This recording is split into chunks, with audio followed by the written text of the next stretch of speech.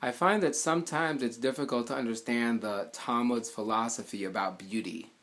Because often the Talmud will talk about beauty as a fantastic thing, and sometimes there are other remarks which seem to say that beauty or physical beauty is not so important.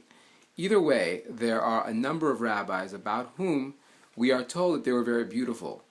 Rabbi Yochanan is known to have been one of the most beautiful men alive at the time. At least that's what the Talmud says, or would like to believe.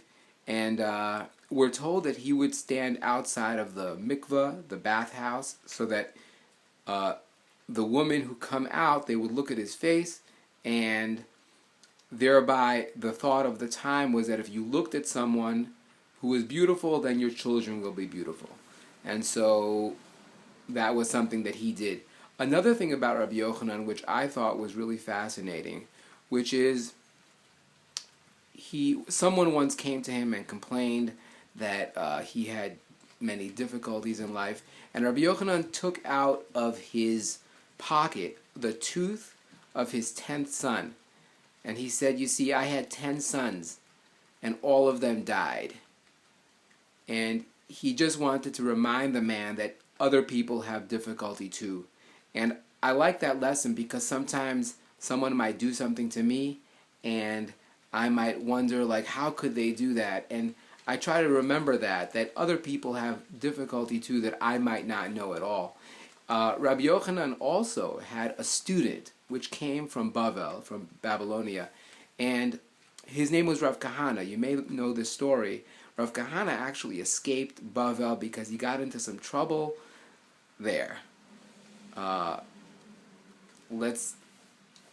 I kind of disagree with what he did, but he got into some trouble. And Rav Kahana came to Israel, and he was told that because he was sharp and he asked all kinds of questions, he should be quiet and not ask any questions for 7 years.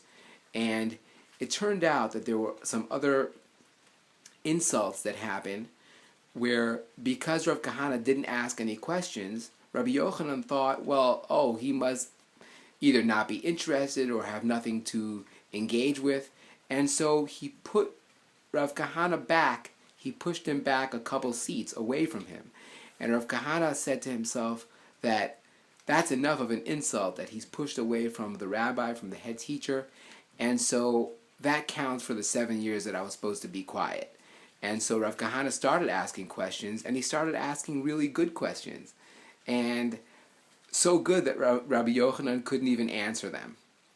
And Rabbi Yochanan decided that every time Rav Kahana would ask a question that he could not answer, he would remove one of the pillows that he was sitting on. He was sitting on 7 pillows. And every time Rav Kahana asked a question that he couldn't answer, he would remove the pillow. And eventually he was sitting on the floor. And as the story goes, I don't know how we need to take these stories, but as the story goes, Rabbi Yochanan was insulted. He was embarrassed, and it could be that he actually cursed Rav Kahana. And Rav Kahana died. That's the story. And Rabbi Yochanan felt terrible. He's like, oh my God, this is terrible. So Rabbi Yochanan goes to the burial plot of Rav Kahana, to the cave where they buried him, and there was a snake guarding the cave.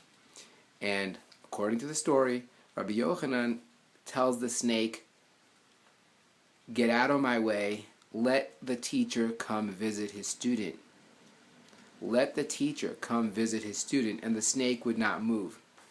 And then he says, let the partner come and visit his peer, his equal. And the snake still didn't move. And then Rabbi Yochanan said, let the student come visit the teacher. Let me, Rabbi Yochanan, who was the teacher, let me visit Rav Kahana, who apparently is actually worthy of being my teacher because he's wiser and smarter and knows more knowledge, was able to ask me questions that I couldn't answer. And so the snake moved and allowed Rabbi Yochanan to visit Rav Kahana, and according to the story, Rabbi Yochanan was able to revive Rav Kahana. I don't know if Rav Kahana came back to his school. It could be that he lost a little bit of that trust that there would be a miracle again. But that's the story.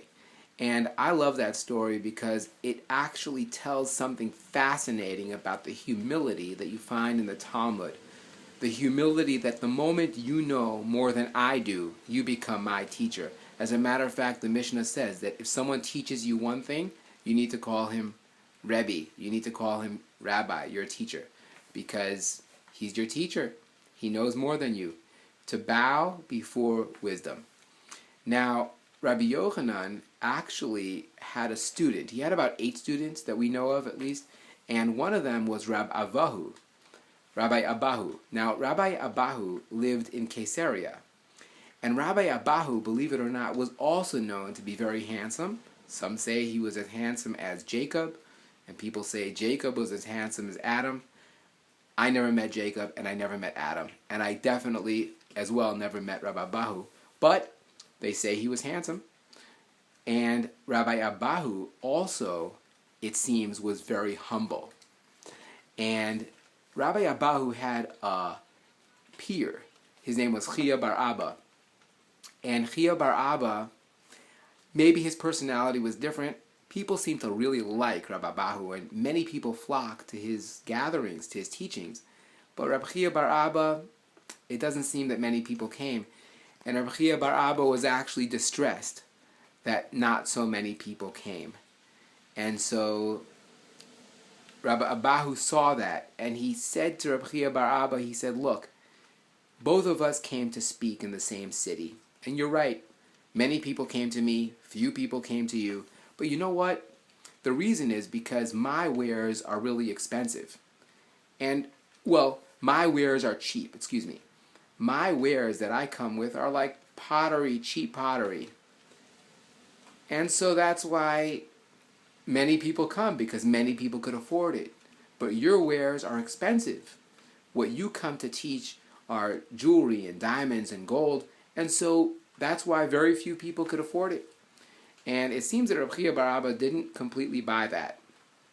And so the custom was that Rabbi Chia bar Abba would actually come to Rabbi Abbahu and walk him home. Come to Rabbi Abbahu's Beit Midrash and walk Rabbi Abbahu home out of honor, because it seems that Rabbi Abbahu was known to be more respected.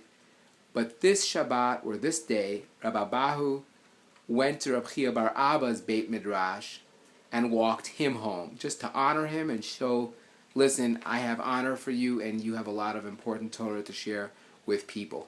Now, Rabbi Abbahu has another story which I believe captures the essence of Talmud dialogue and humility.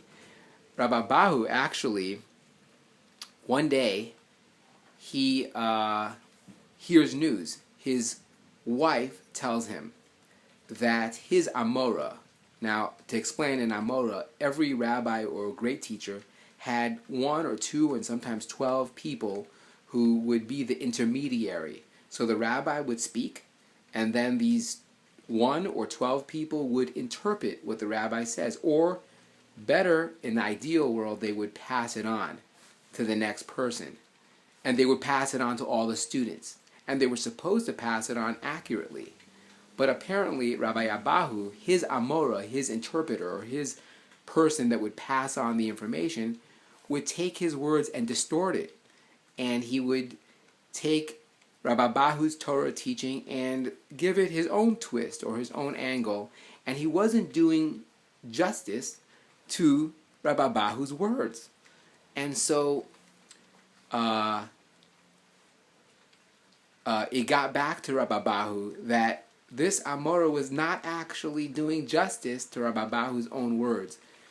And Rabbi Abbahu's response to me is one of the top 10 or 20 most powerful lines in the entire Talmud.